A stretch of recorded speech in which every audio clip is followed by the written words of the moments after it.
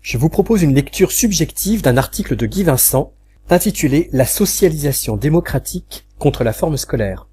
Ou pour dire les choses autrement, l'école est-elle capable d'éduquer à la démocratie? La forme scolaire actuelle est caractérisée pour Guy Vincent par le silence de l'écolier, l'apprendre par cœur, la soumission obtenue par contrainte et habitus à des règles impersonnelles.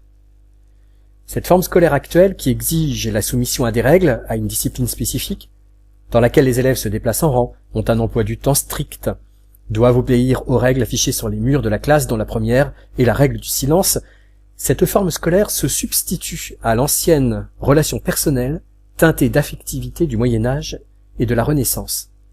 Dans le même temps, l'institution scolaire se veut être un lieu de socialisation et d'apprentissage à la démocratie. Guy Vincent définit une démocratie comme une cité qui unit les citoyens autonomes parce qu'ils participent tous à l'élaboration des lois auxquelles ils se soumettent, n'obéissant ainsi qu'à leurs raisons, c'est-à-dire à eux-mêmes, créant par la discussion une volonté générale qui dépasse la recherche des intérêts particuliers et qui se donne pour objectif le bien de tous. Telle est la spécificité du lien social dans la démocratie. C'est pourquoi la discussion devrait être au cœur de l'éducation, parce qu'elle est le cœur de la cité. Guy Vincent se demande comment une socialisation démocratique, définie par cette dimension fondamentale qui est la discussion, comment une socialisation démocratique peut pénétrer dans nos institutions scolaires, assujetties à la forme scolaire précédemment définie. Forme scolaire et socialisation démocratique sont-elles compatibles? La réponse est non. Mais des choix pédagogiques différents peuvent rendre cette compatibilité effective. L'exemple de la controverse scientifique illustre cette possibilité. En effet, choisir dans sa classe la possibilité que les élèves puissent discuter leurs connaissances scientifiques dans le cadre de la controverse bouleverse les relations pédagogiques traditionnelles, c'est-à-dire à la fois le rapport de l'enseignant aux élèves et le rapport des élèves entre eux. La forme scolaire est modifiée aussi par les configurations spatio-temporelles les plus traditionnelles de la classe.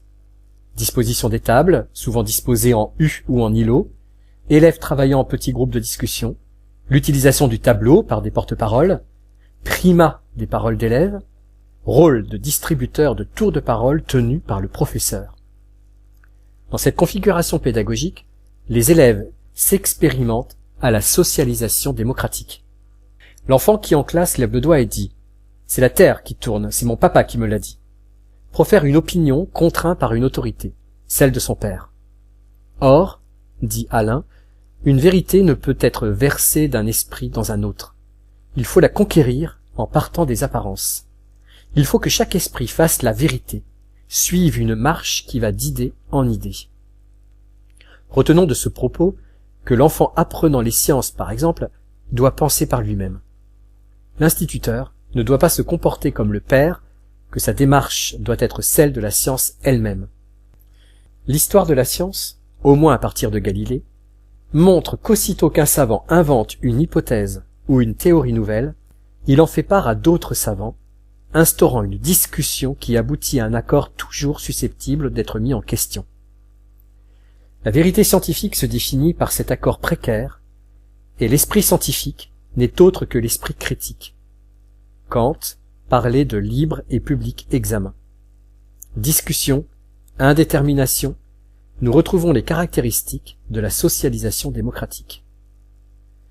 En sa conclusion, Guy Vincent réserve le terme forme scolaire à celle de ces formes que nous avons caractérisées par le silence de l'écolier, l'apprendre par cœur, la soumission obtenue par contrainte et habitus à des règles impersonnelles.